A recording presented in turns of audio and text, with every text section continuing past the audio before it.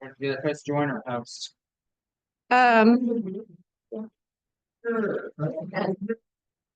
Let's see if we can do it.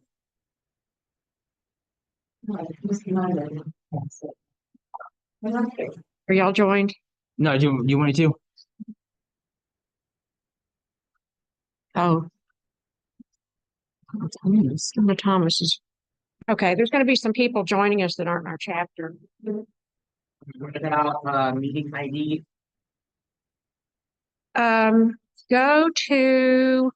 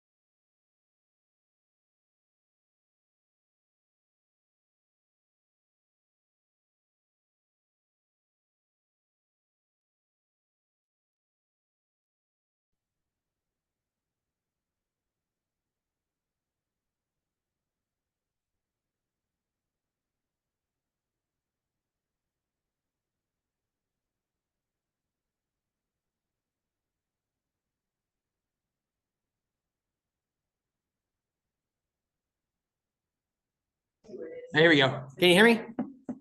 Yes, I can hear you. Zach, can you hear me? Yes, welcome. Good. Awesome. Yeah, we need. Let's see. We're trying to get the volume up. Okay. Do I need to keep talking and sort of so you can hear me all right? Can you hear me in the back? Let's see. We're gonna get the speaker system over here. Yeah, keep talking. Okay. All right. Yeah, I shall keep talking. Let's see if we can use from the speaker on the computer. All right, this is plug in. Oh, I think it's okay. Or is it? Oh, it's a Bluetooth. Yeah. We can't see. So let's see. We need to go to the desktop on this.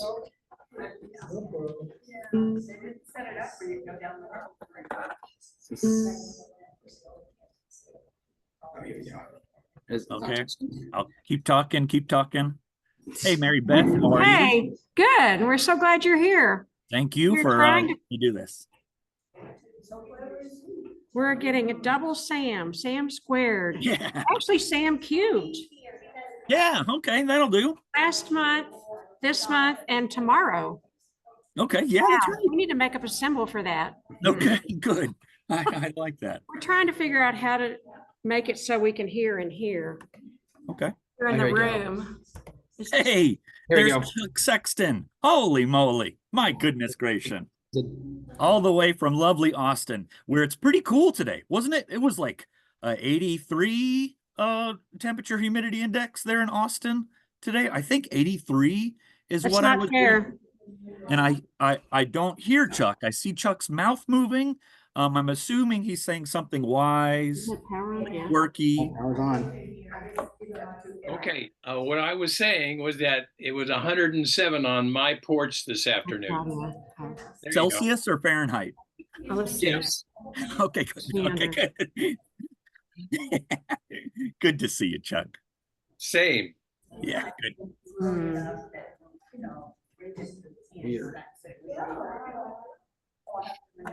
And I can still keep talking. Just FYI, we're working on the speakers there at the Fort Worth Botanic Garden so that they can hear me in the back.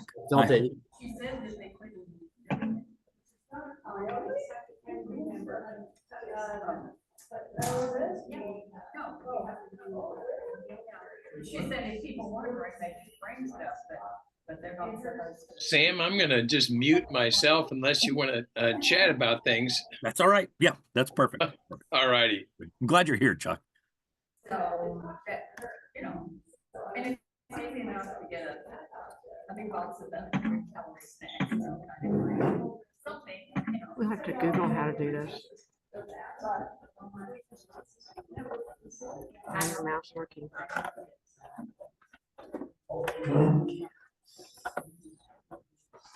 Let's go to the browser. See how to use connected audio. Oh, I know. Go to Zoom. Maybe it's under the Zoom window.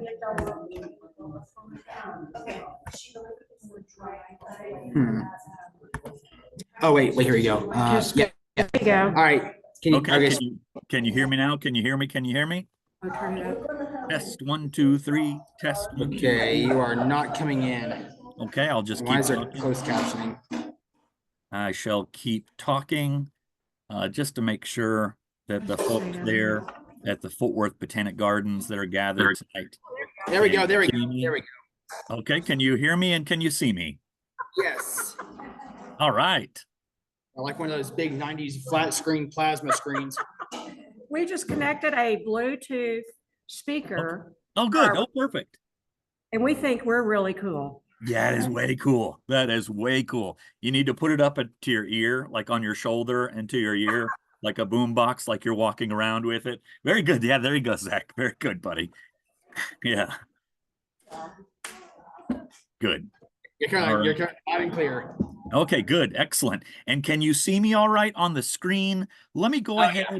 Let me do a share screen real quick to make sure that you can see my presentation. Okay. Now the next thing is to get this. There we go. Okay, can you see that all right? Does that coming across where folks can Yes. see it? Perfect. All Yep, right. I can see it too. Okay, good. Excellent. Very good. I think we're. Huh? Oh yeah.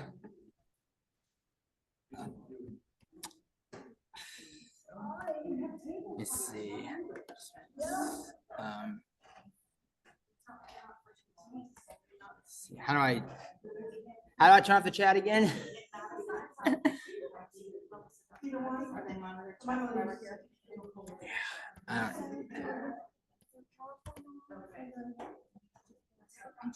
So Zach, if you're on Zoom, if you go to the more button down at the bottom with 3 dots. Okay, there we go. More, and there should be a chat button. Oh, show chat review. There we go. Yeah. Okay. So hopefully, and you may have to toggle that sort of on and off to see if a chat window sort of pops up on the side. Yeah, I'm getting like this closed captioning thing as well. Okay. Oh, captions.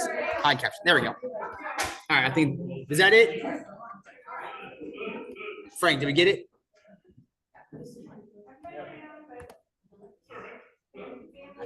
I hope we got it. Okay, cool. Yeah. Glad you figured out how to make it work. I have Let's a, do the view, Way to go. Way to go, guys. do the speaker only view.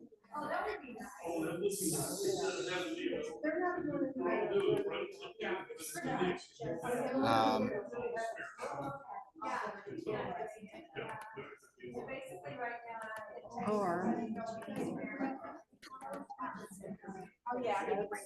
Yes. Oh, actually, it's on, I put it on the website. The website, can we get it from that? Yeah, Oh, let's but bring it this- up. Are we on the real Wi-Fi? We need to connect to the real Wi-Fi. yeah, we are on the real Wi-Fi. We are? Okay, Yeah. very good. Okay. And then we need to get the Yes, the other powerful. other thing. Yeah, and then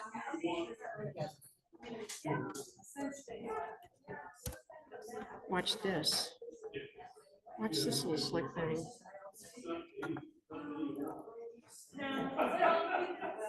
What? thought it was gonna work.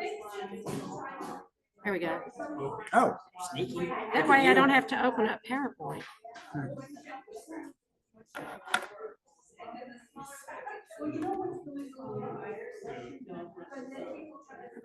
Does that have the speaker only view though? We were gonna change it. Oh, okay, I'll do it. Okay. I'll do it over here. Okay. Yeah, I think like after 4 or 5 times, I should be able to get it down.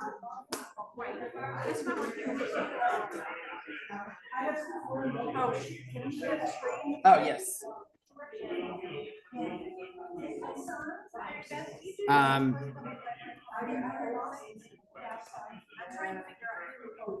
How do I share the screen? Share screen. Oh, here we go.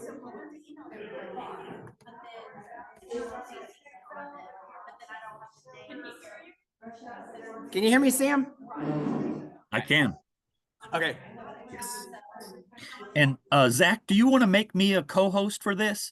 If you go over to my little icon of my name or my image, there's 3 little dots. And if you click that, you can also make me a co-host. Okay. I'm I think. Oh, there you go. And If it works. If it doesn't work, that's okay. I don't see the option for it. Okay, that's all right. No worries.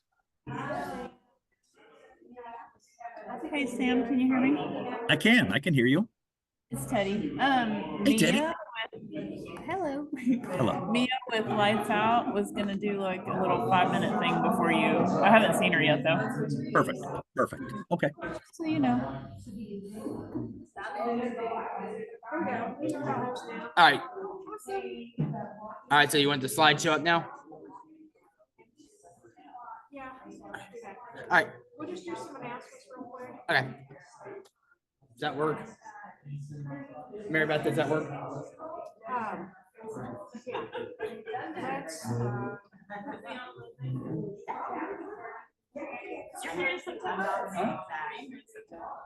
Yes. Yeah, I'll be here. I got you back.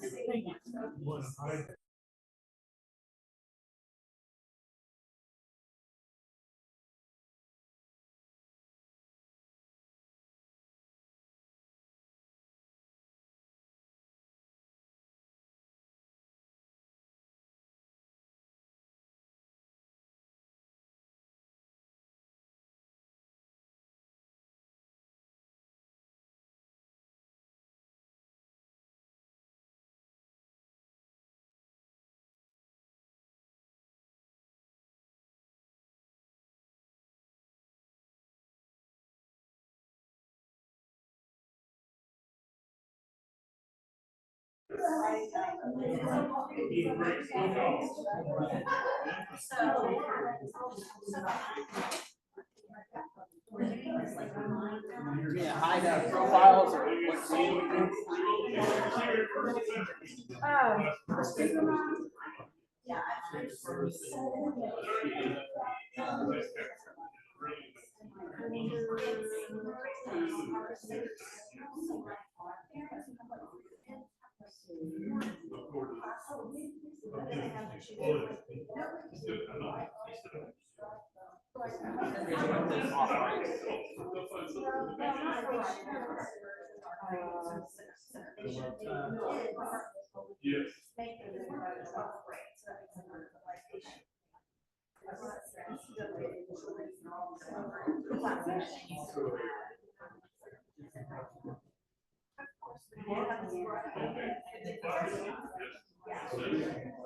rename this one up here.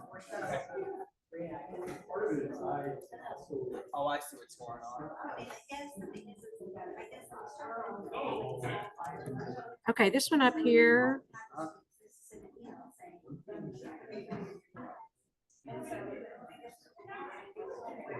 Just go through.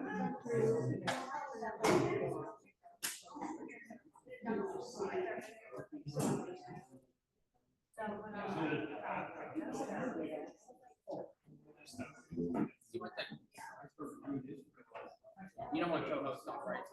None of those two.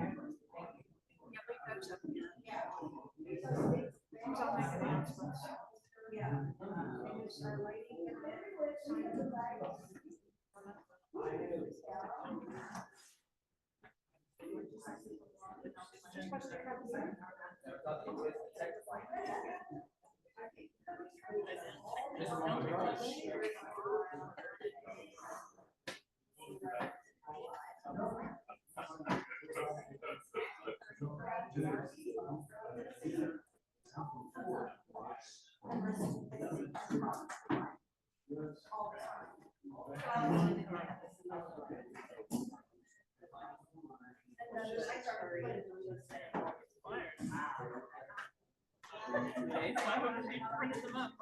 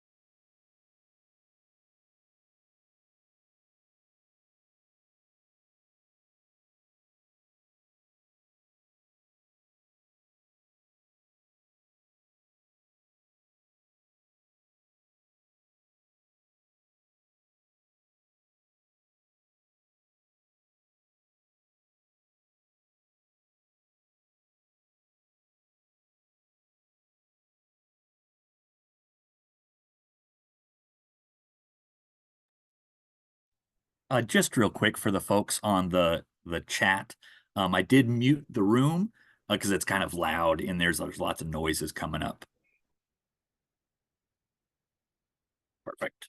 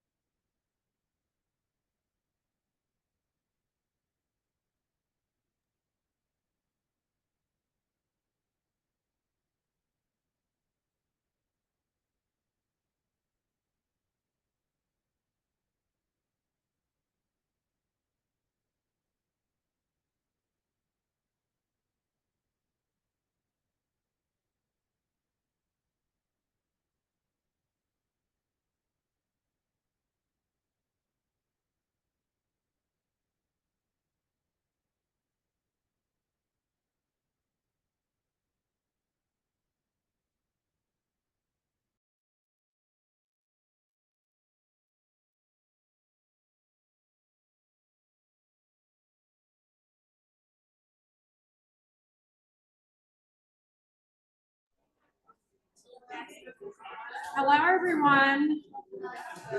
It's almost seconds away from 7 o'clock, so we're going to call it 7 o'clock. Welcome, everyone. I know we have at least 2 new members that are in the class. Anybody else in the brand new class? Thank you all for coming. I thought it was just going to be Brent and me. I'm so glad the rest of you showed up. No, not really, Brent. She's not happy with you. We have quite an amazing array of not a raffle items too for tonight. So you people at home, you're missing out. We have some upcoming meetings, wonderful topics that Teddy Zonker has arranged for us, a lot to look forward to. And then there is a volunteer opportunity for Lights Out DFW. Lights Out Fort Worth has a new coordinator, and that's where you go downtown. Zach did this and Teddy did it. Who else did it? You go downtown during migration. Oh, okay. Okay. You go downtown during migration and do a bird count to see what birds, poor little birds, that accidentally hit the buildings that are throwing them off course because they're looking for lights and the buildings are all lit up. Anyway, so any other announcements? Anybody else have any other announcements? Yes. Oh, okay. If you have pins that need to be picked up, oh, I've got Hester has something. I can talk. I have posters. I want to give them a new home. These are mostly educational posters. This is a Children in Nature poster. It's Spanish on one side, English on the other. You're welcome to take that tonight. But if you are interested in ones on, you know, it may be all about butterflies or hummingbirds or frogs, but I have a number, probably a dozen full-size posters.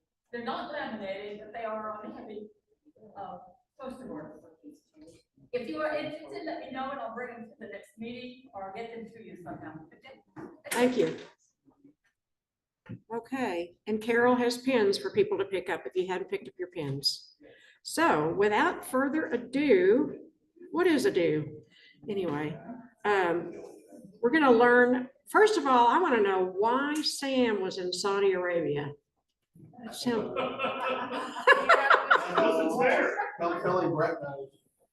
Brett knows. Are we going to find out? Okay, we're going to find out. And here's some interesting, he was one of the top 10 eye naturalist users in the world. So I am going to mute myself and hand it over. And just real quick, Mary Beth, did Mia want to do a presentation about the lights out? Yeah, if that's all right, I would just wanted to say a few things. I'm online. I didn't know you were there. Okay, go ahead. Sorry. I just wanted to introduce myself. I'm new to the Texas Conservation Alliance. Like she said, I'm the new Lights Out Fort Worth coordinator. So I'm the one that's going to be arranging all of our volunteer opportunities. Like she said, we do bird surveys in downtown Fort Worth. And so we're really looking for anyone interested in participating in these surveys. Not just as a volunteer, we also have opportunities to be survey leaders. As a survey leader, you would lead a team of volunteers downtown, collect the data, teach the new volunteers how to collect the data, how to handle the birds, how to take them to rehabbers, things such as that. We also, with Lights Out, have recently been in development of a curriculum for both elementary and middle school students. And we're looking for teachers to test out our curriculum this next semester before we release it next spring. So if anyone is interested and knows anyone that may want to test it out, feel free to reach out to me or Mei Ling at TCA. And we would be happy to talk with you more about that. And with the volunteer opportunities, if that's something you are interested in, earning some volunteer hours, feel free to reach out to me. My email was on the last slide, but I'll also put it in the chat. It is mia@tcatexas.org. Awesome. Thank you so much, Mia. And thanks for taking the reins with that. That's a wonderful program. So if you're not familiar with the Lights Out program, be sure to learn up on that. I hope that everyone can hear me all right. Thank you so much for joining me, either online or as a group in person. I hope that you laugh loud enough at my jokes that I can hear you from here in Fort Worth. So, but I can also hear silence too, and I'm okay with that. I'm kind of used to that. So I am going to share my screen, and hopefully you all can see that. I also hope that you have either access to the chat, or if you're watching as a group, you can just yell at each other as though you're in chat. We'll be talking a little bit about some things that I got to experience, but I do want to emphasize one thing. Oh, before I start with that, if you're not aware, my name is Sam Kieschnick. I am an urban wildlife biologist with Texas Parks and Wildlife, serving the Dallas-Fort Worth Metroplex. I'm bonkers about bugs, about plants, but kind of been all over the place. And I'll tell you about an experience that I had in Saudi Arabia. And as Brent was alluding to, he knows why I was there, but I'll tell you about that in a little bit. I'm also going to emphasize that this presentation isn't a vacation slideshow. If you want a vacation slideshow, go onto my iNaturalist and scroll through the various images that I took. I took a whole slew of images, but this is not a vacation slideshow. There are 3 main topics that I want to talk tonight about. And I hope that as you learn these, or maybe you're already aware of them, but I hope that as you learn them or reapply some of them, that you think about those throughout this presentation. The first one, and this is convergent evolution. This is a concept that looks at when different species or populations develop similar traits or behaviors in response to similar environmental pressures, even if they aren't related. A great example of this is the critters that live in the water, that they all have kind of this fusiform shape, this sort of sausage-like shape that points at the ends. We can see this in our fish. We can see this in reptiles, an extinct reptile, but still, it was in reptiles, in mammals, as a dolphin, and even in birds. So they have this same shape. They have similar structures, either the fins or the arms or the wings. They have a tail that acts as a rudder. So this is an example of convergent evolution. And I'll be talking about examples of this tonight as I talk about my recent adventure. The next term that we'll look at is speciation. And speciation is this concept that over time, and this can be the challenging part for us to realize, I guess, but over time, a population is separated by something. Maybe it's a natural event, maybe it's some sort of thing that causes these 2 populations to diverge and not really to recombine. So speciation is the second concept. And then finally, the third concept is, what is a native species? You know, before I got kind of into biology and into nature and stuff, I thought this was an easy concept. I really thought that this was a very easy concept, that an insect or an animal or a plant is native or it's not native to a region. We're going to talk about that tonight a little bit in regards to some different species and kind of the ambiguity of what is a native species. The definition, according to Wikipedia, it's an organism that's found in a certain ecosystem due to natural processes such as natural distribution. Okay, I got a question for you. Do you even travel? When was the last time you went traveling? And I recognize traveling is a luxury. It is definitely a luxury. But I'll also tell you honestly that I did not travel very much. I did not travel very much. I was quite the homebody. For the kind of most of my life, I lived and spent my time in North Central Texas, in the Dallas-Fort Worth area. That is where I spent my life. And I loved it. I mean, it was great. It was home, definitely home for me. But I didn't like traveling elsewhere. I didn't really try it. I went to school at Tarleton State University in Stephenville, so a little bit outside of the Metroplex, but not really that far, only about an hour southwest of DFW. I worked in Fort Worth. I worked in Mansfield. I worked in the Fort Worth Nature Center. So I worked here in North Central Texas. So I've been the homebody pretty much most of my life. It wasn't until probably about the last 10 years, and my wife, Elizabeth, actually inspired me to do some of this, but the last decade or so is when I started traveling. And I started going a little bit past DFW, throughout different parts of Texas, even different parts of the United States, on some road trips, at various conferences, all of this sort of stuff. I got to travel a little bit. And if you haven't traveled before, it's pretty fun. Like it's pretty dang fun to go traveling. Again, I fully recognize traveling is a luxury. There are some feasibility issues with traveling and economic issues and all that sort of stuff. But if you get the chance to travel, holy moly, is it fun. So here's what I want us to do. And if you're watching this online, clog that chat. I want you, if you can access the chat, I want you to clog it. If you're watching there in person with that group, go ahead and shout it out. What is a country that you'd like to visit?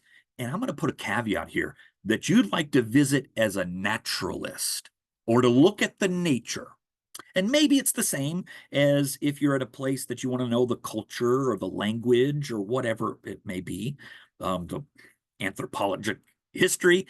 But I want you to think of, as a naturalist, what is one country that you'd like to visit, but you've never been before. I also will give you the caveat: ignore everything. Ignore the economics, the feasibility, the national security. I haven't seen yet anybody put a place like North Korea on the chat or in person. I haven't heard it being yelled, but ignore all that sort of stuff. So if you were able to go to North Korea as a naturalist, would you want to go? Heck yeah, I definitely would want to go there. But all different countries, put it into the chat. Where would you like to go? I'm seeing some really, really neat answers in the chat. And I want you, several people wrote like 50 different countries. That's great. That's great that you want to travel everywhere. But I want you to select one of those.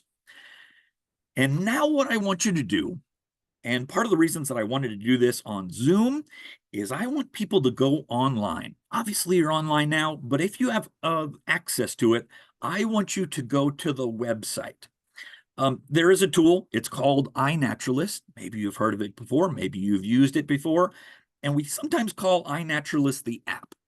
And it's true. iNaturalist, there is an app for it. And it's a beautiful app. It's a great way to collect data. But really, to get a deeper dive into iNaturalist, we have to go to the website. So even if you have your phone with you, you can go to your browser, and I want you to go to www.inaturalist.org. As you go there, I want you to click on the top bar, the Explore. Now, you don't even have to log in to this. You don't have to log in at all. You can explore without even logging in. So just that top line of Explore, go ahead and click on that. And then you'll see this map of the world and a lot of red dots and red pixels that click up on there. And now what I want you to do, I want you to go to the location or the place on that, and I want you to type in that country. If you're watching there at the Botanic Gardens as a group, maybe someone there can help you. Zach, I saw Zach is right there. So I know Zach loves to help people. So Zach will help you do this if you don't know how to do it. I'm putting you on the spot, Zach. But put it into that location. Put it in there, whatever that country is, and click on the go. And this will narrow down that global database of millions of observations and narrow it down. For me, I kind of broke my own rules. It's a place I visited before, but I put Saudi Arabia as my place. I clicked on the go, and wow, I'm seeing 19,000 observations. 2,800 species have been documented there, about 1,000 observers, and a couple thousand identifiers. Now what I want you to do is I want you to go to the Species tab. So on iNaturalist.org, you clicked on your place, your country that you'd like to go, and then I want you to click on the Species tab. If you're doing this in real time, I hope you have the opportunity to do this in real time. Go ahead and either shout if you're in person or online on the chat. What are the top 3 species recorded from that area? Again, I'll give you some time here.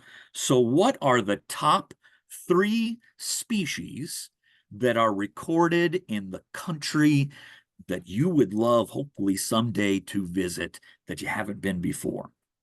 I'm seeing some good ones. Sandy has mallards. Really? You want to go visit that country to go see mallards? Okay, that's cool.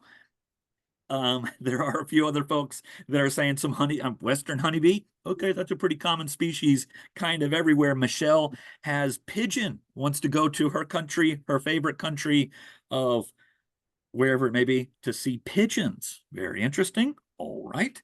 A few different ones that are popping up in chat. Again, if you're watching this or in person there at the Fort Worth Botanic Gardens, go ahead and shout those species, the top 3 species. Shout them to Zach. Zach would love to hear what 3 species you had as the top observed ones. Okay. So I'm seeing several different species that are popping up. In Saudi Arabia, the country that I put in there are 2,800 species. The top 3 species are a gecko, this giant lizard, a dove, and hey, number 4, the top observed species in Saudi Arabia is a pigeon. And the number 5 is a house sparrow. So yeah, there are different species that have colonized the planet.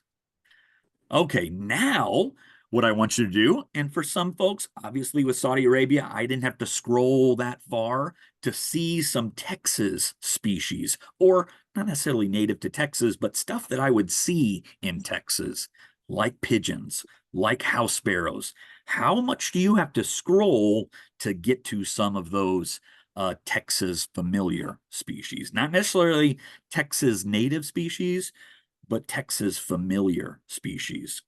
In Saudi Arabia, the top line, number 5 and number 4.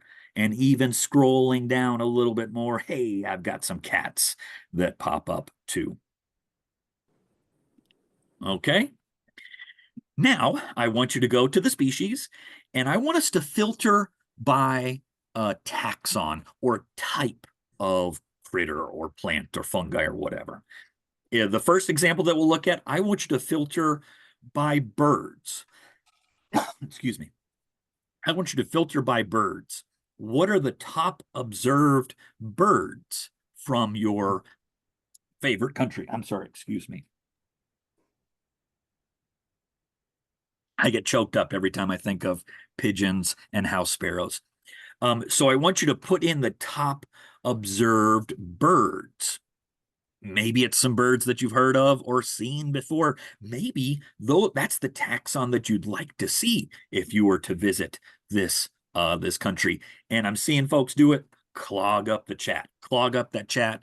If you're on person, I want you to tell the birds to Zach. So go ahead and shout to Zach those birds. Now let's keep filtering. I want you to filter by reptiles. So take that country of your selection, of your choice, and go ahead and put reptiles in there. What are some of the observed reptiles?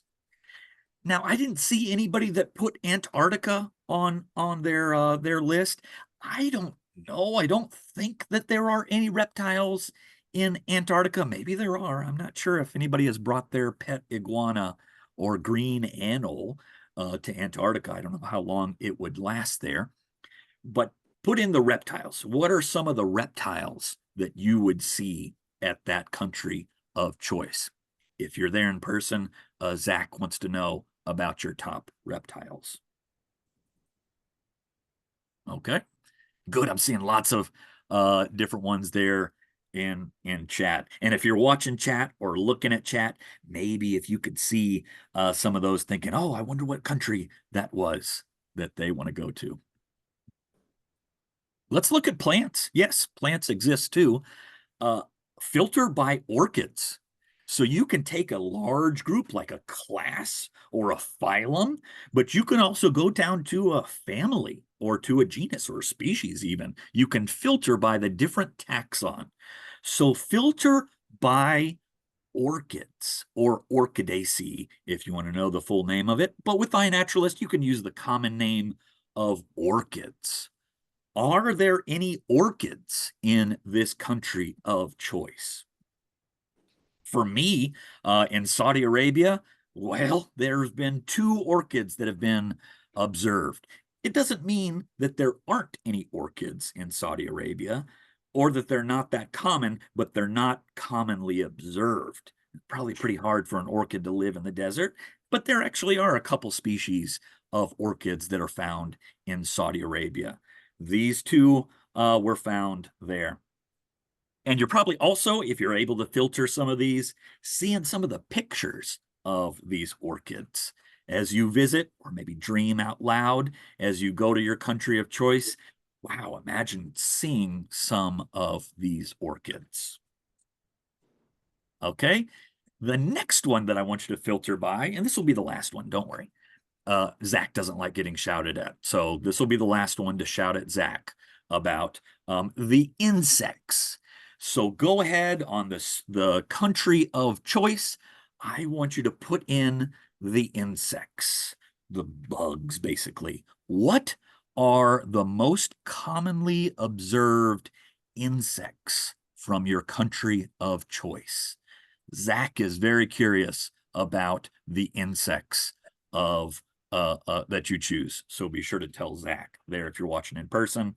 Beth says the Asian lady beetle is the #1 observed creature in Ukraine. Okay, cool, very cool. I bet the honeybee is probably up there for most of our countries of choice. That's been a pretty common insect all around the world. In Saudi Arabia, so far, there have been 556 species observed. Are there more insects in Saudi Arabia than what's observed? Absolutely. No doubt about it, 100%. Absolutely, there are more insects. But these are the ones that people have documented on iNaturalist so far. And that's pretty interesting. Over 500 species documented in Saudi Arabia.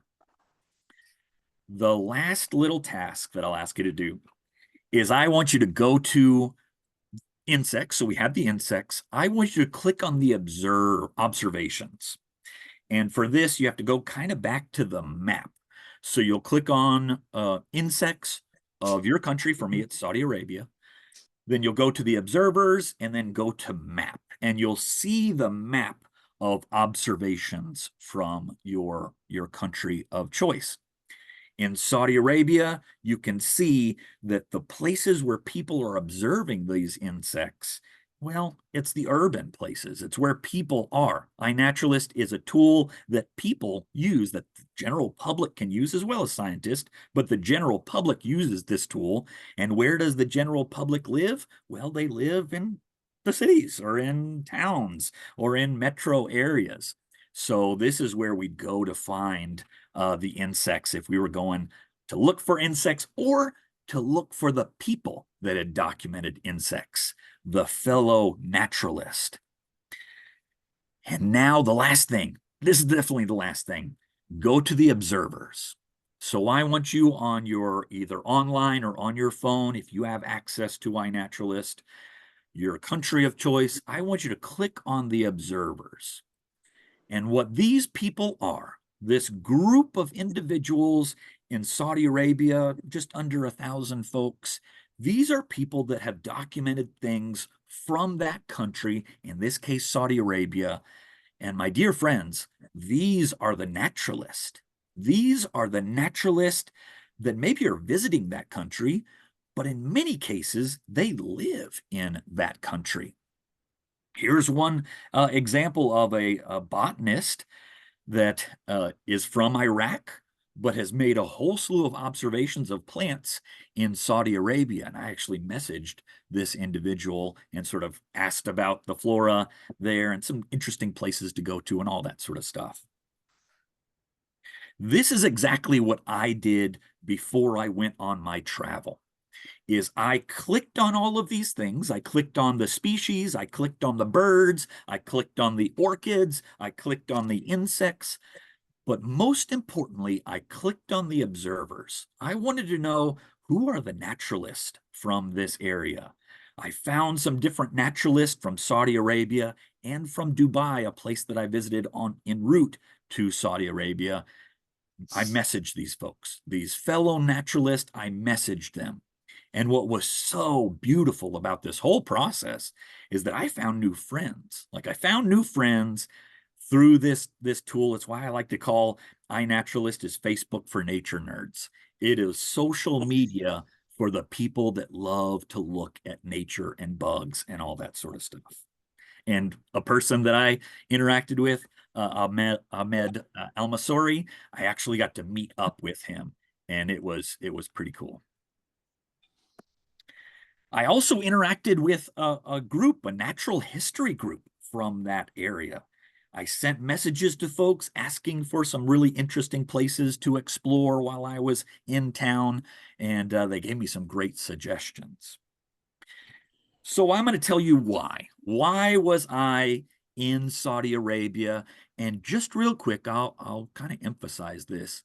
If someone were to ask me what country I would like to visit, Saudi Arabia wasn't really on my top 10 list. It wasn't really on the top 10 list of places that I wanted to go check out. But I had an opportunity to go to Saudi Arabia. So if you'll indulge me just for a little bit of a story here on why I went to Saudi Arabia. I've got a brother-in-law, a sister, and a nephew and niece. My brother, Edmund Ozier, he got a job working at a school in a compound in Saudi Arabia. This is with Aramco, a company there, an oil company, in 2017. They moved to a place called Udalaya, which is kind of east of Riyadh, Riyadh being the capital of Saudi Arabia. I threw a map of Saudi Arabia up there on the screen so you could kind of point out where things are. Udalaya is not really, you can't see it on the map there, but if you see Riyadh, it's kind of east, directly east of Riyadh. They weren't, my brother-in-law worked, my sister and my nephew and niece, went to school there for about 5 years. And then they moved to Dhahran, which was just west of Dammam. So on the map there, Dammam, really close to the Persian Gulf. So right there, not too far from Kuwait, from Qatar, from Bahrain. My sister did something, though. She came to visit every summer, and she gifted me a book. She gifted me this book called The Field Guide of the Biodiversity of Dhahran. Again, it wasn't really on my books to purchase list, but she got it for me. And as I flipped through this book, I got inspired. I got inspired to go and visit Saudi Arabia. My parents were a little hesitant about the visit. During this time period, the Middle East is one of these areas that sometimes can get kind of scary news and all that sort of stuff. So there was definitely some hesitancy on my parents and even my side too. But I was reassured by my brother-in-law, by my sister, even my nephew and niece. It's fine, it's safe. Please, please, please come and visit. And so I decided to go to the Middle East this past February through the first week of March. I was only there for about 7.5 days, a couple days of travel in this, but I got to visit Saudi Arabia. For chat or in person, what is the longest flight that you have ever been on? What is the longest flight that you have ever been on. And you can even include delays and stuff. So like if you're sitting on the plane on the tarmac, you can include that, it still counts. What is the longest flight that you have ever been on? For me, before this trip, it was about 5 hours. About 5 hour trip. That was the absolute longest trip that I had ever been on a flight. As I paid for my ticket from DFW to Dubai, a straight shot, I looked at the clock and it said 14 hours, a flight of 14 hours. I had never experienced this before. I'd never been contained for 14 hours.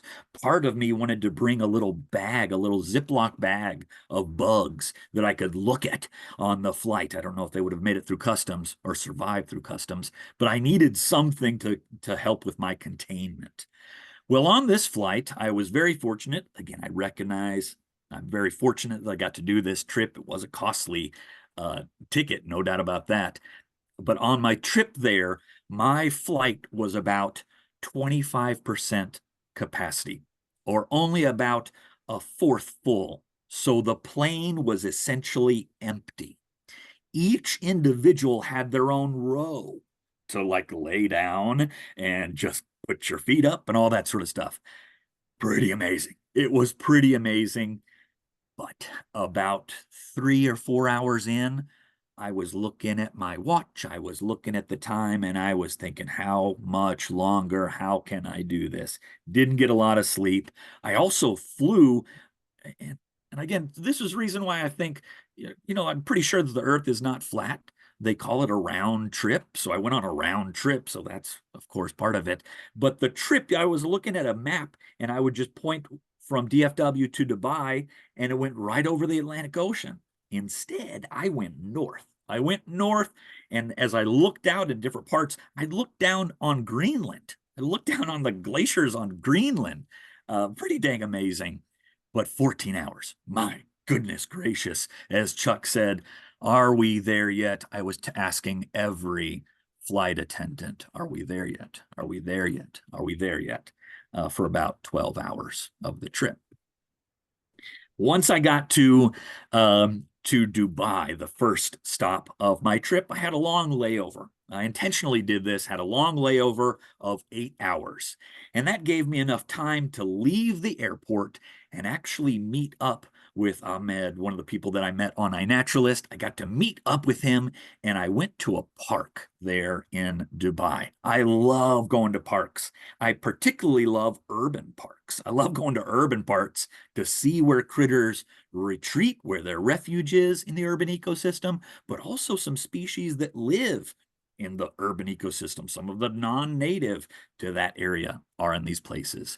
So I went to a place called Mushrif Park in Dubai.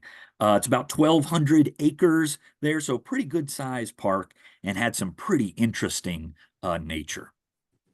Now what we're going to do is I'm going to show you some of the critters that I observed. We'll start out with Dubai, and I want you to think in your mind of the convergent evolution that we see with critters like this in Texas.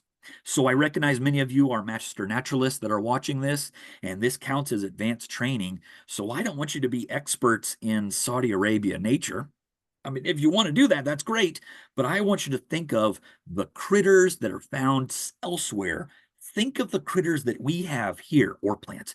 Think of the things that we have here that live the same way. The first example here is this bird called the Arabian bee eater. And you may have heard of bee eaters before. What do bee eaters eat? Well, they eat bees. Bees are some of the things that they eat, but they eat mostly insects on the wing. In other words, they catch their insects while they're flying around, while both the insect and the bird are flying around. My picture is there on the left, kind of a blurry picture. A much better picture is there on the right that you can see. But what do you think? In Texas, what is a critter or a bird that flies and catches things on the wing? Can you think of any? Zach wants to know. Shout them at Zach. What is a critter that you would expect to see here in Texas that flies and catches things on the wing. Sharon, way to go. Flycatchers, and they'll catch things like our dragonflies, scissortails. You better believe it. The kingbirds are another example. Our flycatchers, those are some kingbirds. These are pretty neat birds. The same sort of lifestyle of catching insects on the wing we have here in Texas. We have with our kingbirds, our scissortails, our eastern phoebes too. As I was doing this little bit of research of the convergent evolution of the different things that may or may not have been closely related, I was thinking of my ornithology class where I learned about these structures called rictal bristles. And these rictal bristles are around the beak of some of our birds. And I remember learning that the rictal bristles would help the bird catch the things. They would help the bird catch the bugs as they're flying around. That's what I remember learning. As I did a touch more research, it turns out that rictal bristles are more like whiskers, more sensory than that. There was a fascinating experiment that folks did with captive phoebes where they trimmed some of those rictal bristles. I know scientists are cruel sometimes, where they trimmed these bristles or where they taped them up to see if there was a success or failure rate on their hunting. And they didn't see any difference between the birds that have these rictal bristles and the ones that didn't or had them contained in some way. So they think maybe these rictal bristles are a little bit more for senses, sensory things. Another cool bird, and probably the most common bird that I saw in Dubai and in Saudi Arabia, was this one. My goodness gracious. Both of these are my kind of crummy pictures, but to see them in person, holy moly, it was magnificent. It's the bird that's on my field guide. So I was really wanting to see this. My sister reassured me that, yeah, I'll see them, and I definitely did. They have a few different names, the hopal or the hudhud. I liked hudhud. That's what my friend Ahmed was calling them. What these birds do is typically they're on the ground. Yeah, they'll be flying around too, but typically they're hunting on the ground. They're insectivorous, so they'll be eating insects, but they'll also be eating things like lizards or even snakes. So when I was thinking of this bird, what is a bird in Texas? What is a bird in Texas that lives close to the ground, that eats insects as it's running around? Many of you got it. This is our roadrunner. So the same sort of lifestyle in Saudi Arabia or in Dubai of catching things on the ground. Those insects are living on the ground. The snakes or the lizards are living on the ground. And these are also omnivores, so they'll be eating things like berries and fruits and stuff like that too. But mostly they're eating the insects, catching them on the ground. This is a good example of our Texas bird that does this. Was super lucky to see one of these sunbirds, the purple sunbird in Dubai. I saw several of these, a small bird, very, very small bird. It was going around visiting the flowers. It has sort of a curved beak, not a super long beak, but a kind of curved beak. And it was finding some flowers, even though this is not a native to the Arabic Peninsula, that aloe there. It goes for these plants that have these tubular flowers, and it sticks its little beak in. The plant has these adaptations to dust either its forehead or the bottom of its bill with pollen. Can you think of any Texas birds? Charlie, my goodness, Charlie, have you ever seen a hummingbird before? You got it, buddy. Hummingbirds. This is a wonderful example of convergent evolution. Birds that are adapted to getting the nectar of these tubular flowers. In Dubai, it was the sunbirds. They don't have hummingbirds naturally. I don't even think they're introduced over there, but they definitely don't have the hummingbirds naturally in the old world in Africa.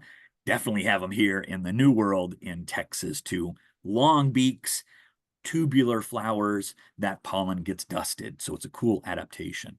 I was really lucky in both Saudi Arabia and Dubai. I kind of have become a little bit of a lister. a life lister, so the new species, I'll put little check marks by them.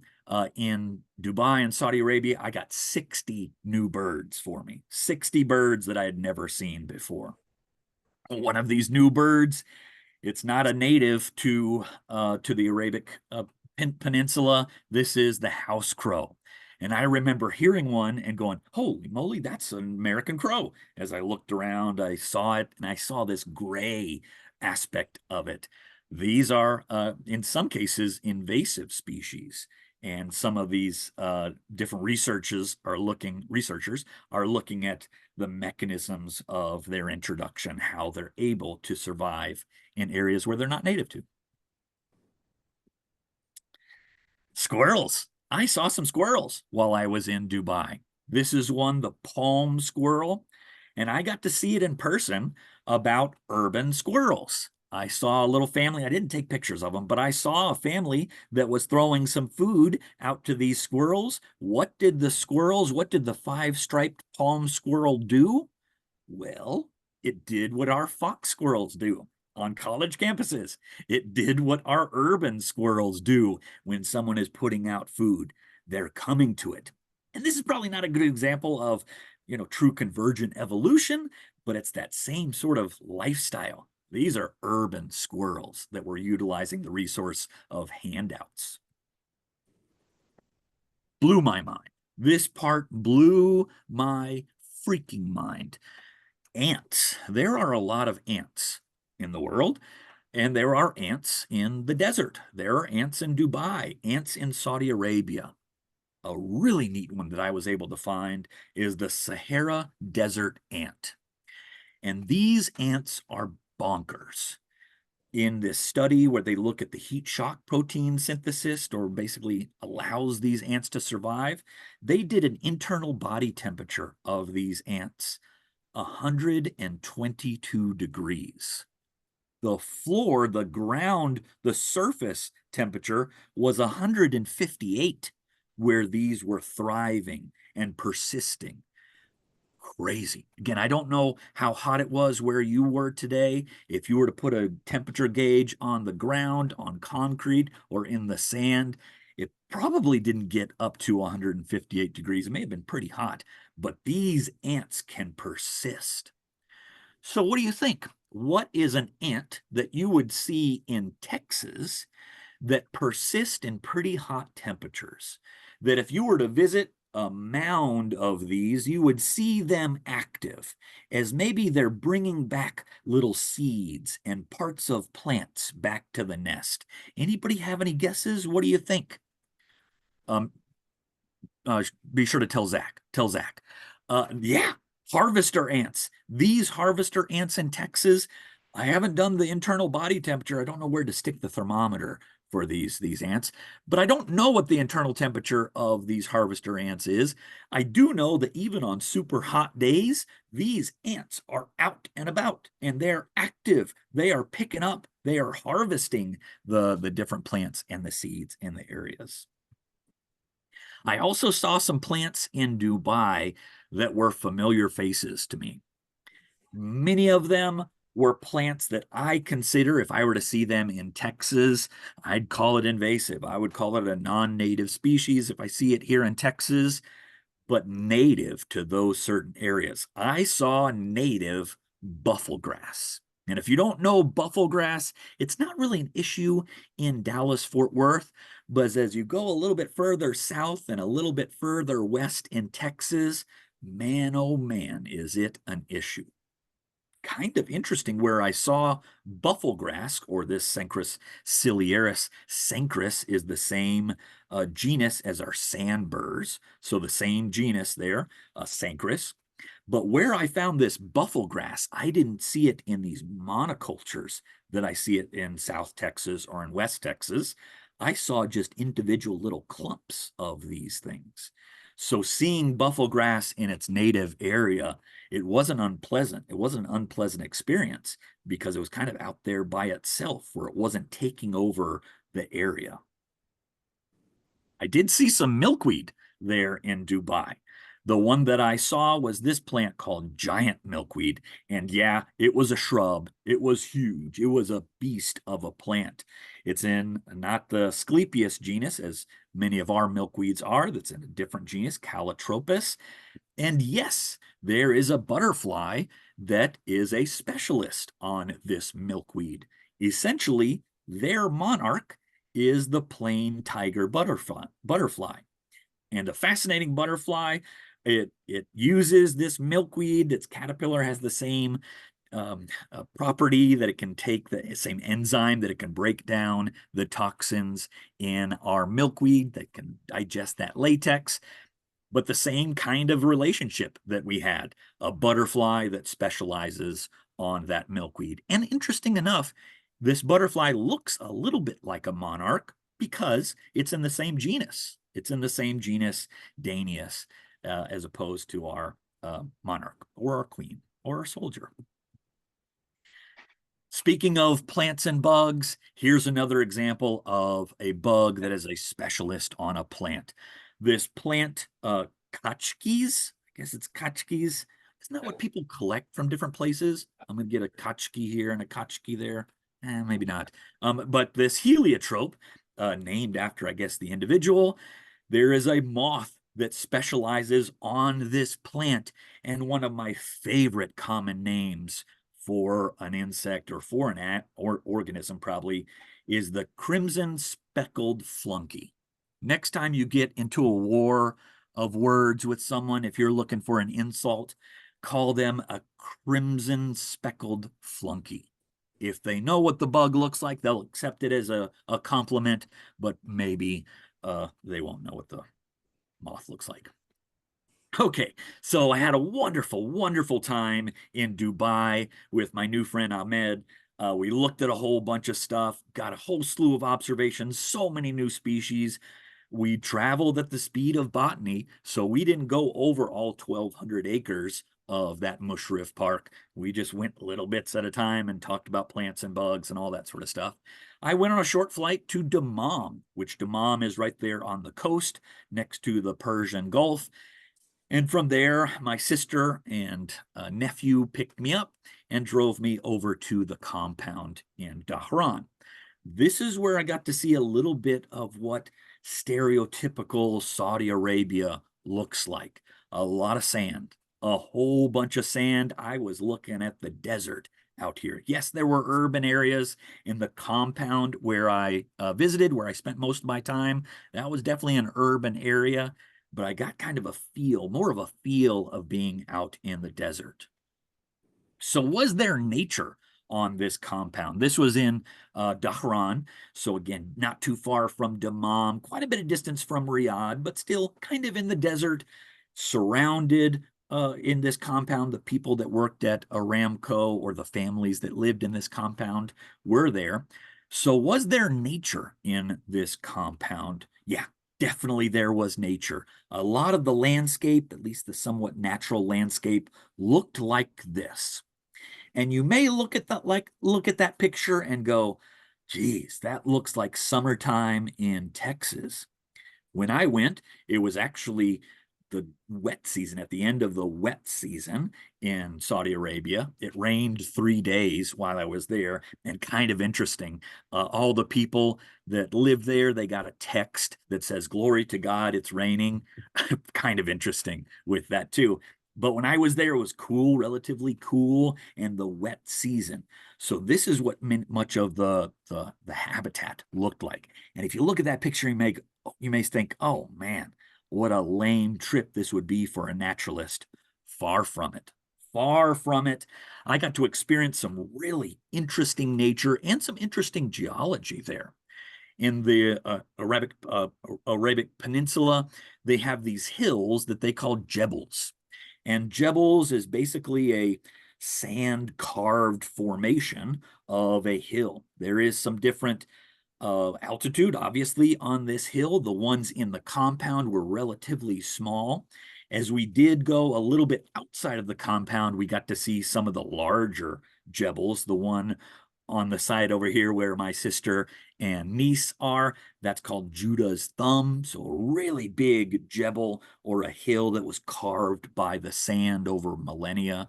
And then another sort of series of jebels like a mesa there.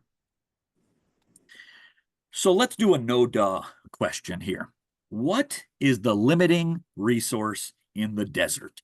Do you remember second grade?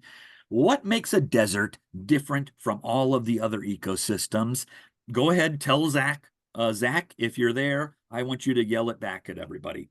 Water. Yes, I heard you, Zach. Water. So water is the limiting resource normally in the desert. The compound here, and I'll go back to the map real quick. The compound here, do you see a color other than brown on this compound?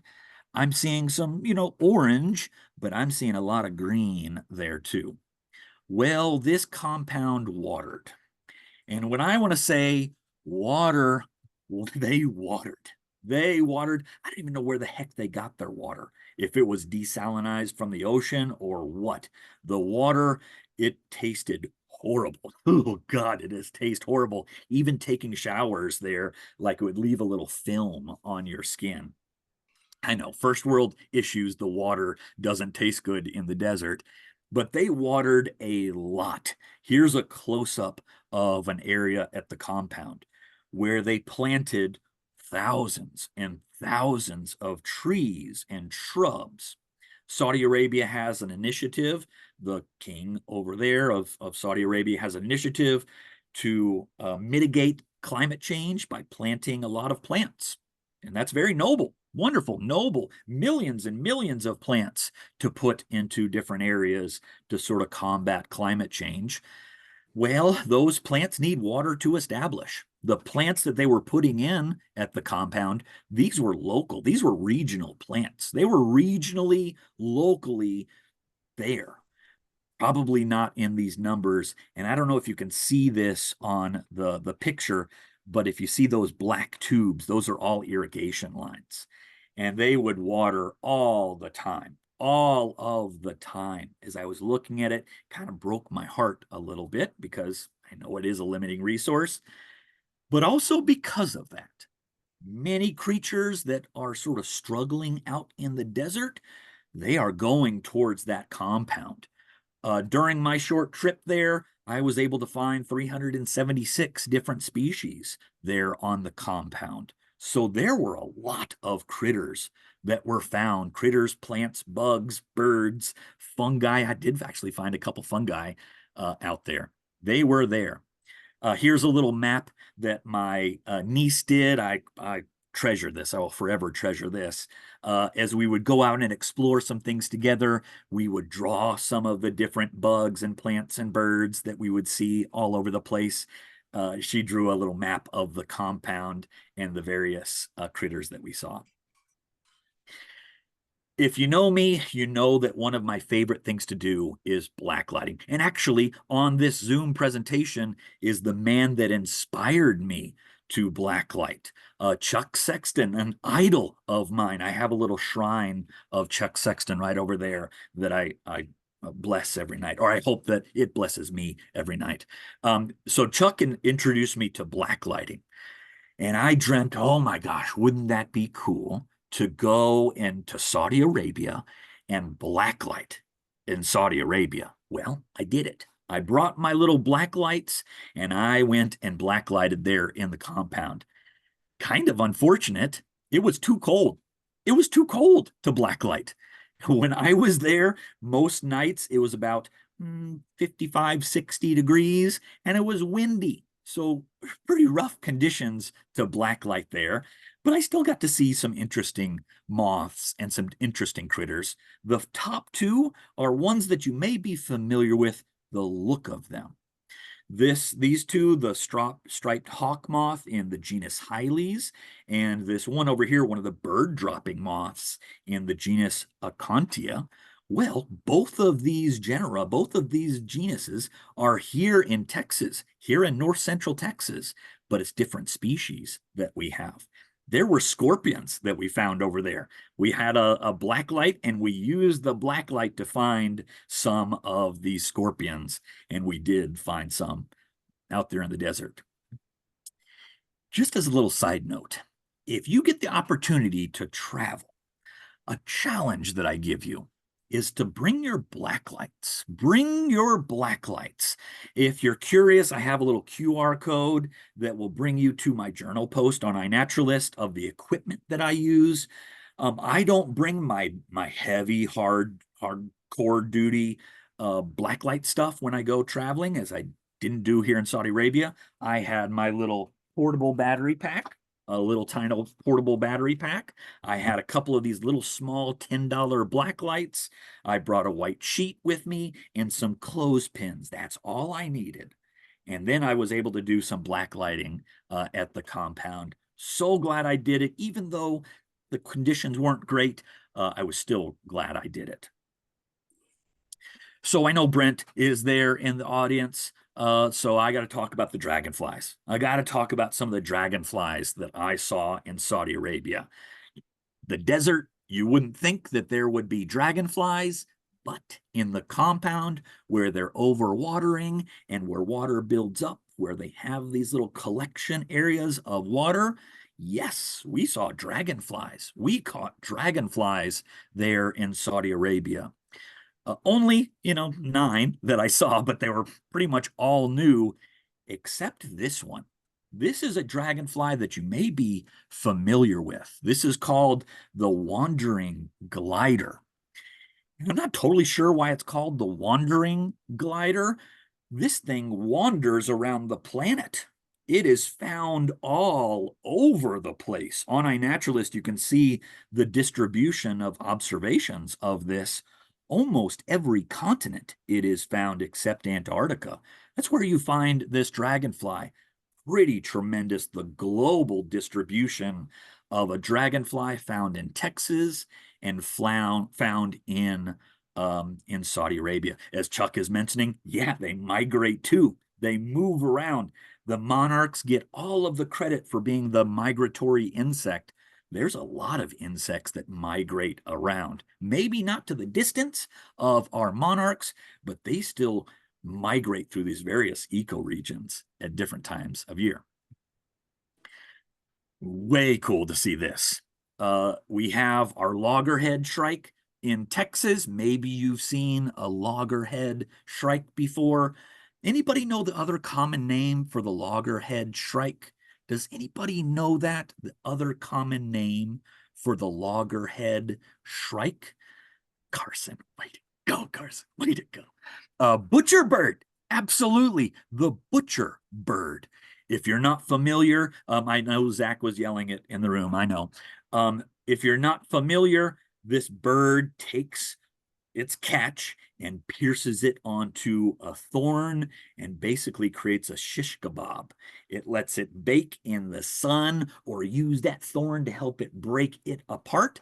Well, in Saudi Arabia, I was able to see 6 species of loggerhead shrike, or of each 6 species of shrike. And I just did a Freudian slip because before going to Saudi Arabia, I didn't know that there were more than 2 species of shrikes. I knew about the loggerhead. I knew about, I think it's called the northern shrike. We found one here in Dallas, Fort Worth, not too many years ago. I only knew of those 2. I was amazed to hear about multiple species of these. I was able to document 6 different species and the behavior that they do, the same as our loggerhead. Here's a little beetle. I'll talk about that beetle in a little bit. Here's a beetle that's getting pierced by that thorn, baking a pretty easy bake in the sun of Saudi Arabia too. If I didn't give you the name of these, would you know what you're looking at? Probably. You'd probably say that's a great blue heron over here on that, or this is one of the cattle egrets, or a snowy egret, or a little blue egret, one of the white forms. In Saudi Arabia, we would see these herons and egrets, different species of these, though, which was very fascinating. I even saw on chat several folks that were writing out the top 3 species of herons or birds, and the gray heron was one of them that that folks were chiming in. Same sort of lifestyle, even looks super, super similar because it lives the same way as our egrets over here in the same genus. So this is probably not convergent evolution, they're related. Foxes. When was the last time you saw a fox? If you're like me, when you see a fox, man, is it a good day. It is a lucky, lucky, lucky day. In Saudi Arabia, they have an Arabian fox. It's a type of red fox. It's a subspecies of the red fox. And in this case, this little mammal, this little mesocarnivore is much lankier. It's got long, long legs. It's got those big old ears acting as probably radiators to cool down a little bit, listening to everything just as our foxes do here. But this is their native subspecies of fox that lives on the Arabic Peninsula. This is where you would find red foxes.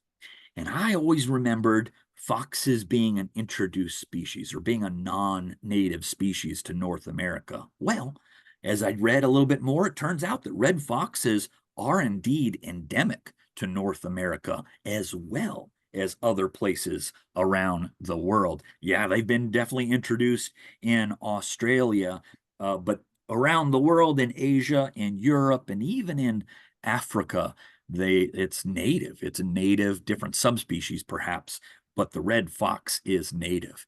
In Texas, though, red foxes are more native to the northeastern part of the United States.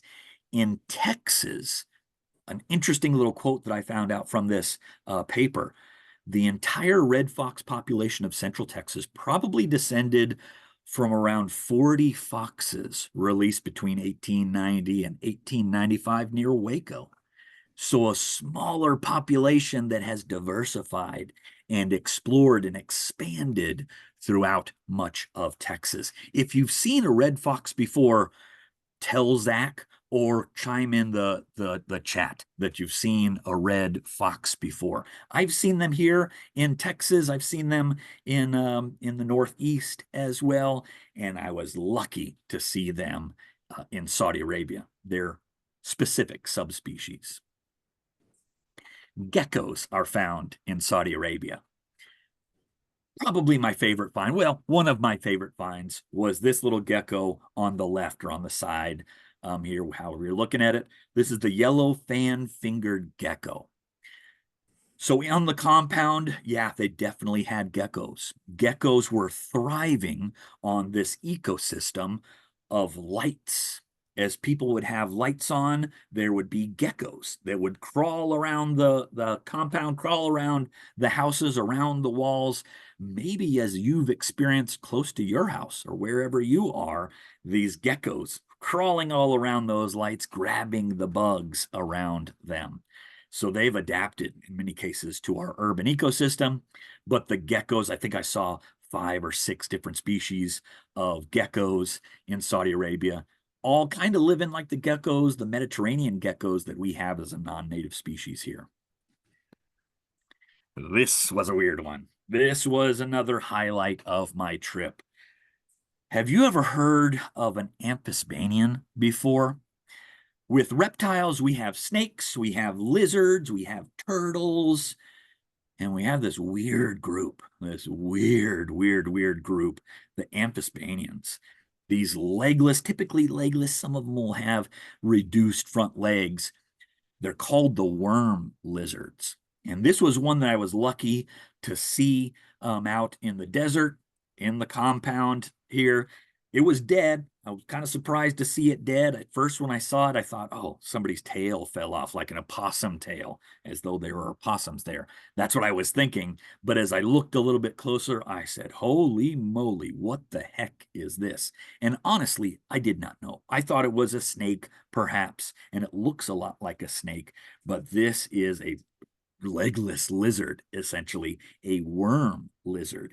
This is a digging creature. You can see on the close-up of its head, it has this shovel-like helmet. So it uses that as it digs into the ground. Pretty dang amazing. Did Texas ever have worm lizards? I was able to say with some certainty before I started doing research, gosh, I don't think so. I don't think we ever had worm lizards here. Well, apparently we did. Not recently. It's been several million years since we've had these worm lizards, but not too long ago, they actually found a fossil of a worm lizard skull in West Texas. And I don't know if this was like a lottery day or if this was the luckiest day of these paleontologists' life. That skull is about 10 millimeters. If you don't know how big 10 millimeters is, it's less than half of an inch. So if you take your little fingers and do an inch, do half of an inch, that's how big this little skull was that they found. Pretty tremendous. And I wonder how many of the like little pebbles they just kicked off and they thought, oh, that's nothing, that's nothing. Holy moly. This is a worm lizard, an amphisbaenian that they found in West Texas. The name for it, which I love, is Sola Stella. Sol meaning single or lone, Stella meaning star. This is the lone star lizard about 40 million years ago. Pretty amazing. Another familiar face. I talked about buffalo grass that I saw, and hey, I saw a red-eared slider. In one of the ponds in the compound, what do you know?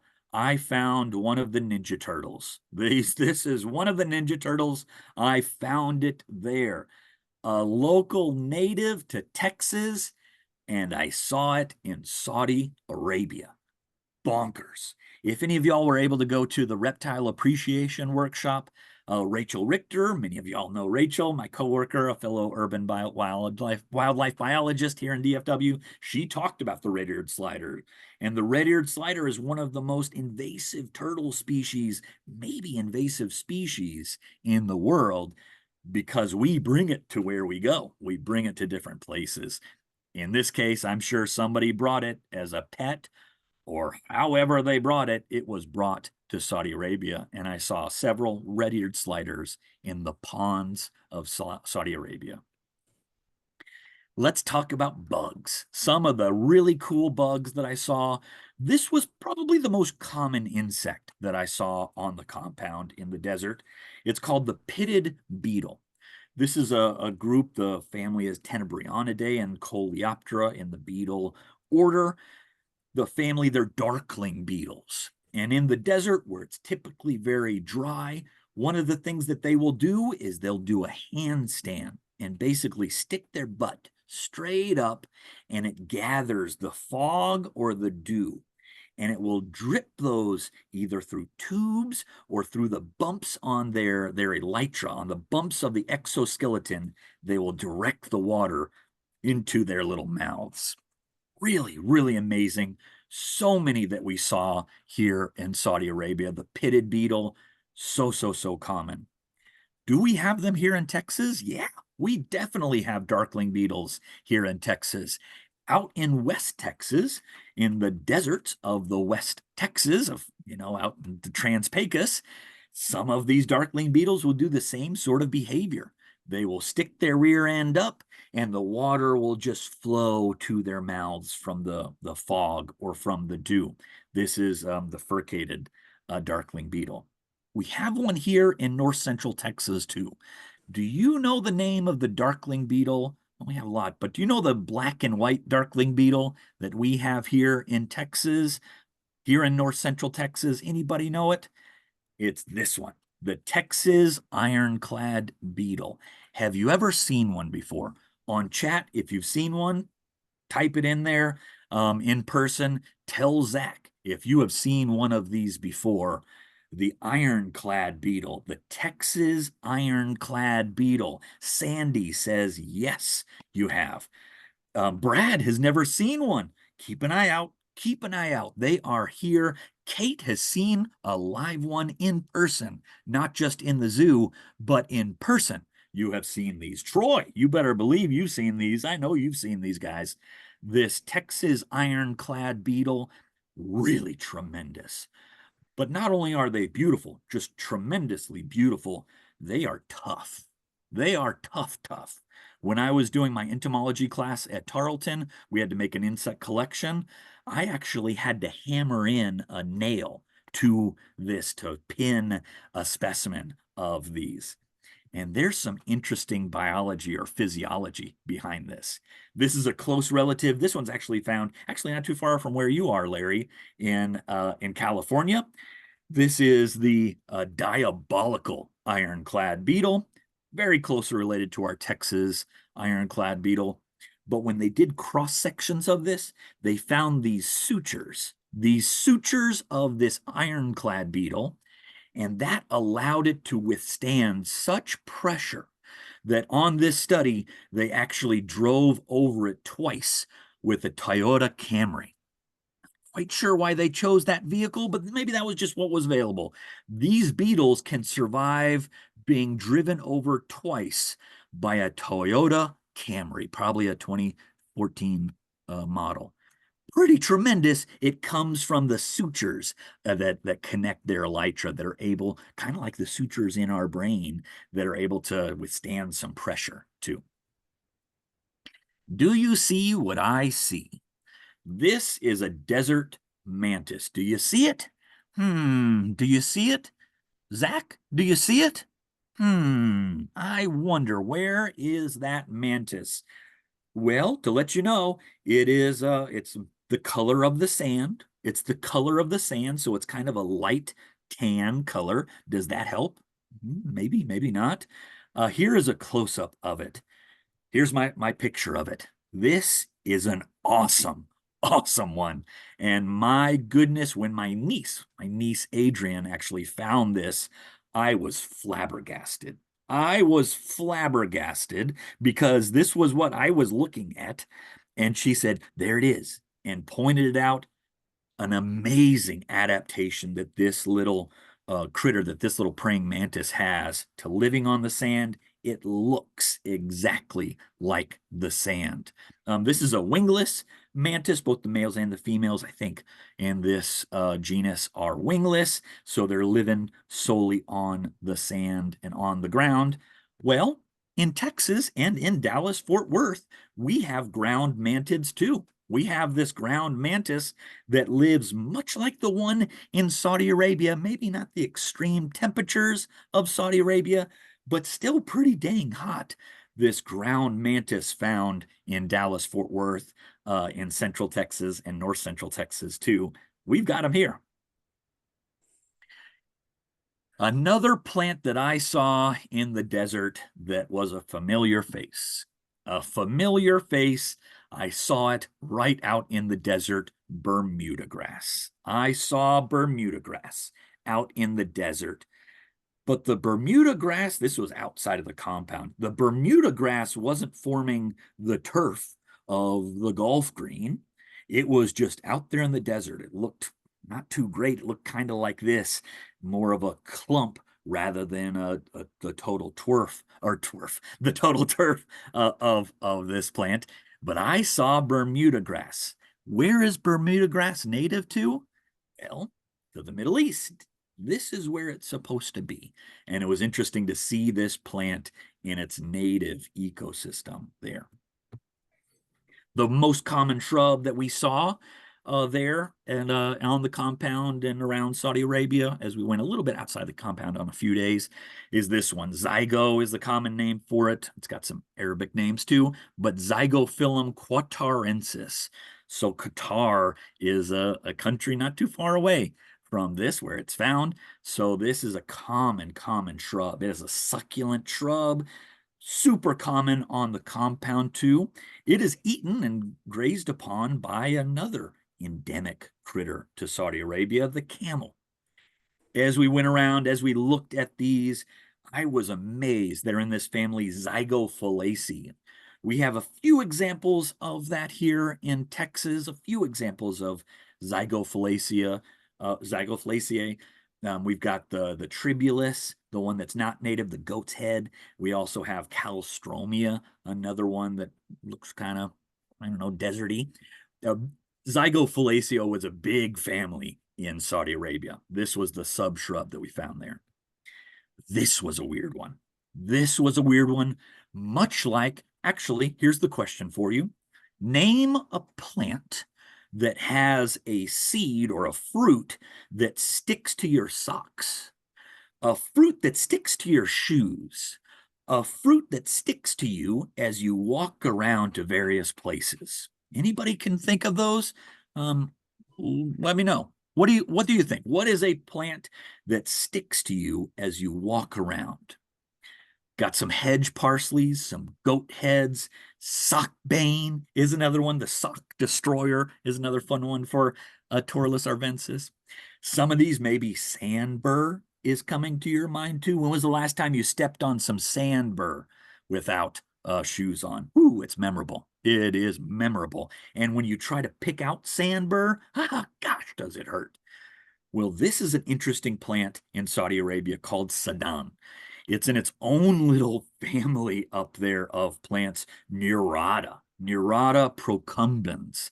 And this really, really interesting plant, it has a flat aspect and then it has some points that are sticking up. And it sticks to a critter. It sticks to a critter in Saudi Arabia. Does anybody have any guesses of what a critter or the critter that the seeds stick to? Let me give you a hint. This is the feet. These are the feet of this critter in Saudi Arabia. Anybody have a guess? What kind of critter do these little feetsies belong to? You got it. They're in the family of the hooved mammals, but these have pads as feet. When I was in Saudi Arabia, I saw camels. I saw camels, and it was pretty magnificent to see camels. As we drove a little outside of the compound, my sister and I, as we visited this place called Judah's Thumb, that big jebel out there, we went by several Bedouin compounds or Bedouin tent cities. Bedouins, this is a culture in the Saudi Arabia, these are the herders of camels. And as they were walking around with these camels, just to watch them, watch the camels and the people interacting with the camels, it was pretty tremendous to see these. The critters and the people that are using these critters, the people that have domesticated these critters for thousands of years. Camels live in Arabia. They live there. They have these pads that the sadan is adapted to, that plant uses the camel's feet as they're walking around to disperse. But to see these camels, the people there, that's a very, very cultural animal. They use them for milk, they use them for the hides, and they use them for transportation and for meat. So they definitely use the camels there. Very, very important. Where are camels from? Where are camels from? You know, when you think of the Middle East, it's probably one of the first few mammals that you think of. You think of the deserts of Arabia and you think of camels. I definitely do. That's my word association. Arabic mammal, camel. I put those two together. But where did they originate? Well, my friends, camels originated in North America. This family, the Camelidae, they originated in North America. The ancestors of camels living several million years ago spread from North America through the Bering Strait, through the Panama Canal, through Central America to South America. There they speciated and diversified into the llamas, the alpacas, the guanacos. As they went over the Bering Strait several million years ago, when those two land bodies were more connected, they went over through Asia, through China, through India. They went to Arabia. They have the Bactrian camel, the one with two humps, and the dromedary, the one that I saw in Saudi Arabia. But kind of interesting to think about this. Where are camels native to? There's an interesting book I have not read, just a preface here. I have not read this book. I've read excerpts of this book. I own this book. I haven't read it all yet. I probably will. It's called Where Do Camels Belong? And it's a great sort of philosophical, maybe rhetorical question. Where do camels belong? If I were to bring a dromedary camel from Saudi Arabia here to Texas, would it belong here? I think you probably would say no, it doesn't. But if you look at the origin of the family, maybe it does. It's an interesting question, and it's got my juices flowing a little bit too. What does it mean for an organism to be native? This is a temporal question. And as I was reading a lot of articles and different philosophical papers about this, we're quite good at villainizing things. You know, we say good guys or bad guys, us or them. When you think of a native or a non-native, sometimes your brain goes into good guy or bad guy. But should we do that? Should we have this dichotomy of these two? Nature and ecosystems, they're dynamic. They are always changing. Species have different distributions. Sometimes species will even use us, and I know I shouldn't personify it, but sometimes species use us to move around. And with the native species, how native is native enough? I've got some plants in the landscaping. I've got an autumn sedge over there. I've got a flame acanthus over there too. These are Texas natives, and I love those plants. I love those plants. But honestly, I would not see a flame acanthus or an autumn sage in north central Texas. I just wouldn't be out wandering the wilderness and see one of those. It's a Texas native, but is it really native to north central Texas? I don't know. Should this change the way I look at it? I'm not sure. And I hope I don't have a good answer for this. This is something that I'm still delightfully wrestling with. There's some great papers. Here's a QR code if you want to scan a pretty big paper from Nature about looking at species and their origins. But the next time you say this is a native plant or a native bug, I want you to think about it a little bit. When was it native? How native is it? When does a native become not native? Or when does a non-native become an issue or invasive? Lots of fun questions that I will leave you with. So I have, speaking of leaving you with things, if you thought this was just going to be a fun presentation, no, no, no, no, no. I'm giving you homework. You have homework. Get that pen ready. Good, Chuck. I see you getting your pen ready with your sheet of paper because you write it in your journal, your field notes. I want you to do this. I have 2 challenges for everyone this week. The first challenge is kind of what we did at the beginning. I would love if you were to spend some time on the website of iNaturalist, www.inaturalist.org. I would love if you would type in a country somewhere or an area somewhere that you may or may not have ever been to. I want you to explore. And what I mean by explore, I want you to flip through the observations. I want you to scroll through those observations.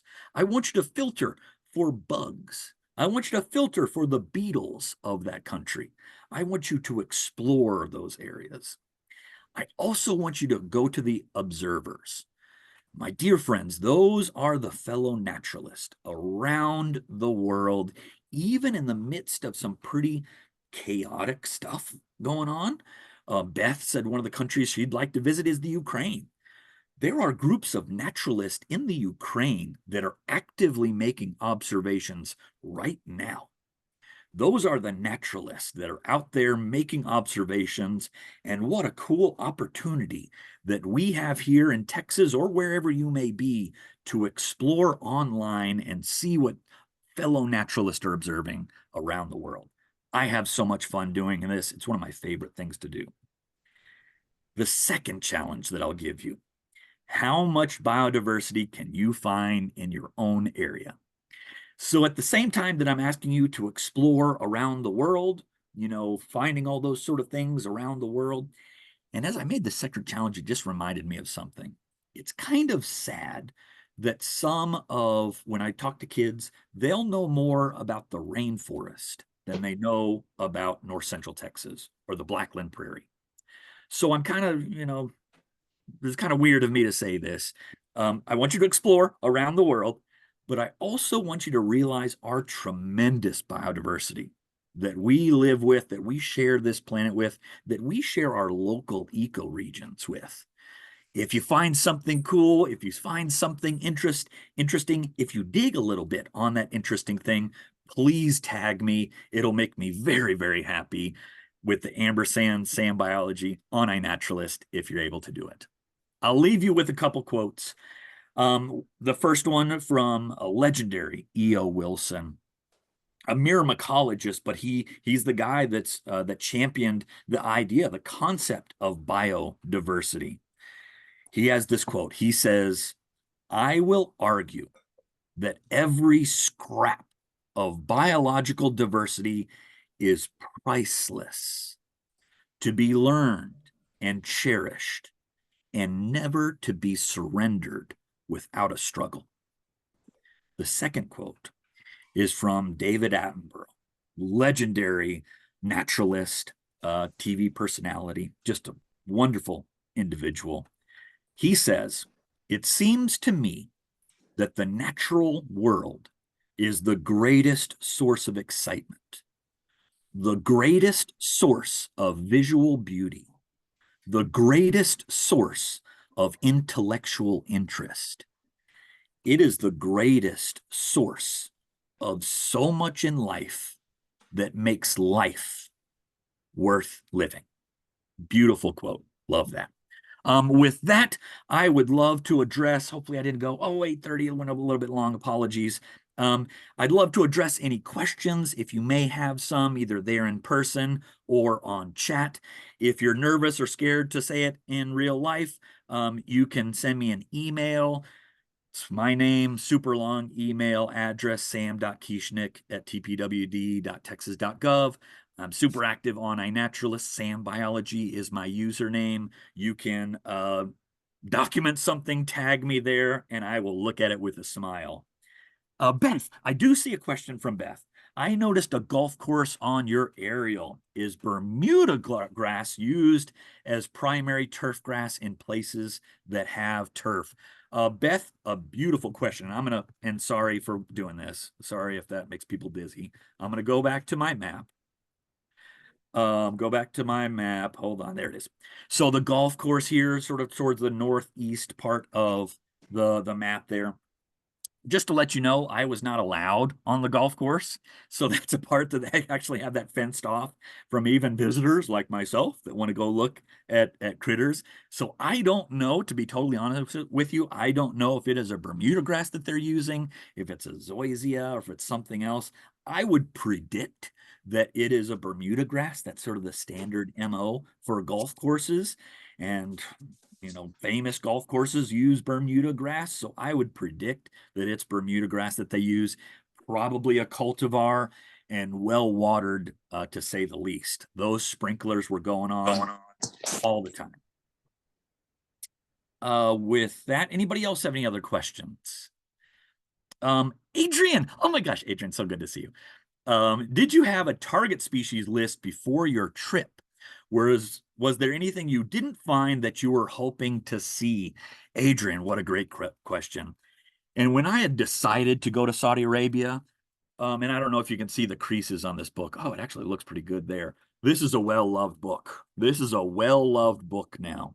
And as I was looking at each one of these pictures, I was dreaming. I was just fantasizing about seeing every single one of these critters in here. There was one species that I was hoping to see that I didn't get to see. My niece sent me a picture of it after I had left, a few weeks after I had left, one that had shown up on the porch, and that was the Arabic hedgehog. I really wanted to see a hedgehog. This is a native hedgehog, a native species that they have on the compound there in Saudi Arabia. Really wanted to see that. Didn't get the chance to, but my niece sent it to me, and that was just as good. I'm reading through a few of the questions on chat, and I don't know if Mary Beth or if Zach is there in the room to unmute, or if anybody has questions there. Becky asked, "Is there a butterfly that migrates that the people want to keep going there?" A good question, Becky.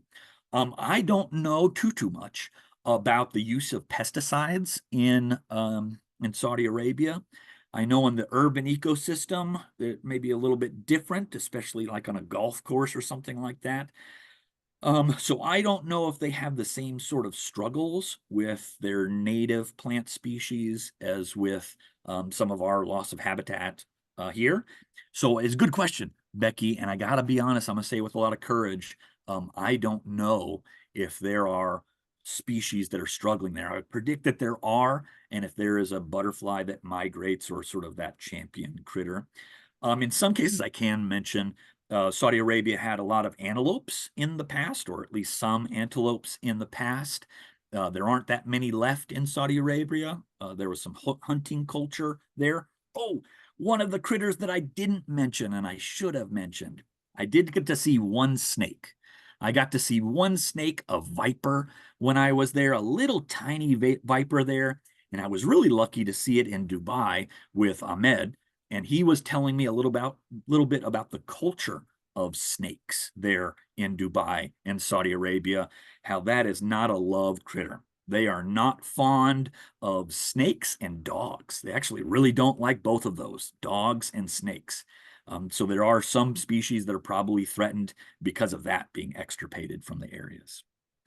Thank you guys so much. Thank you, thank you, thank you, thank you, thank you. With that, Blanca says, any other exciting trips planned?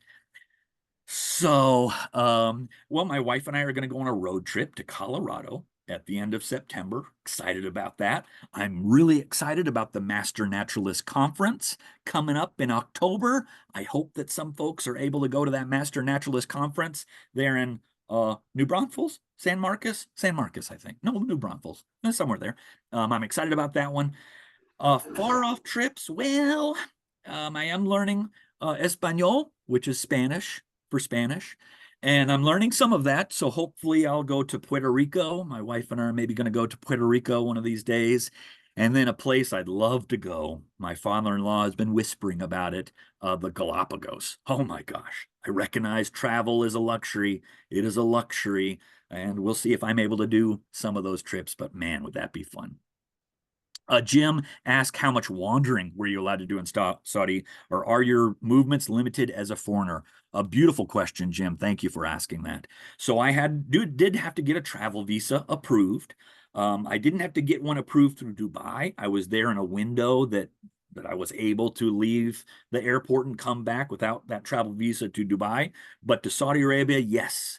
My brother-in-law had to fill out forms that Aramco had to certify and all this sort of stuff that allowed me to come and visit this compound. It was a guarded compound too. So I was not able to go outside of the compound too much. A couple days, my sister was able to drive me outside of the compound. She had the ID to let me in and out and all that sort of stuff. She had to go with me on these things. So most of my exploring was there within the compound. And at first, when I was planning my trip, I was kind of bummed by this, thinking, oh gosh, I'm going to be stuck in here at an urban compound. But I was really pleasantly surprised with how much nature was there. Very good. Becky says the frogs in Puerto Rico, cookie, all night long, literally all night long. Cookie. Zach, if you're there, make that sound. Cookie.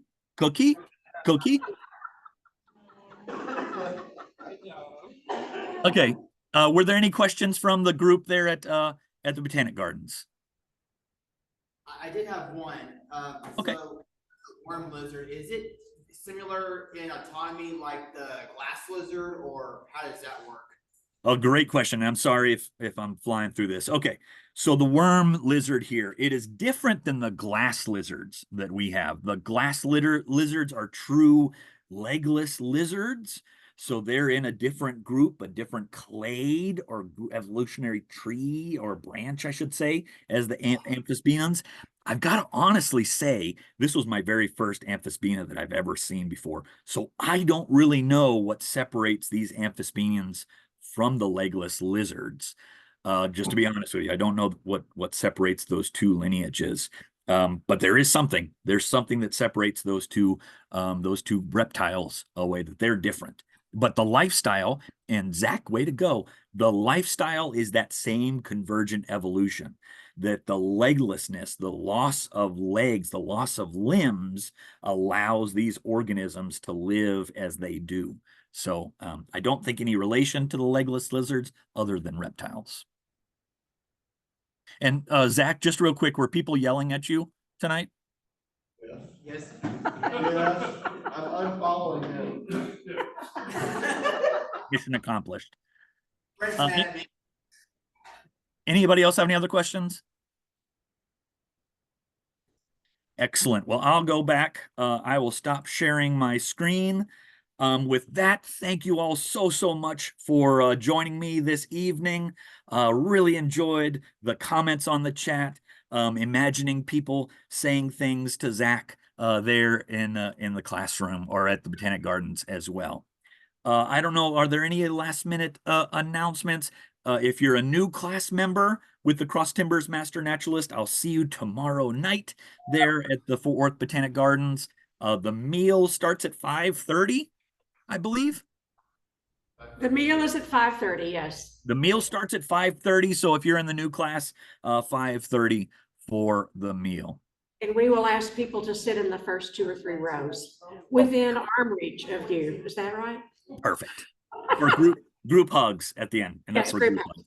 hugs. Sam, it Excellent. is always a delight to have you. We are so fortunate to have you in this area, and we appreciate your presentation was so insightful. Thank you.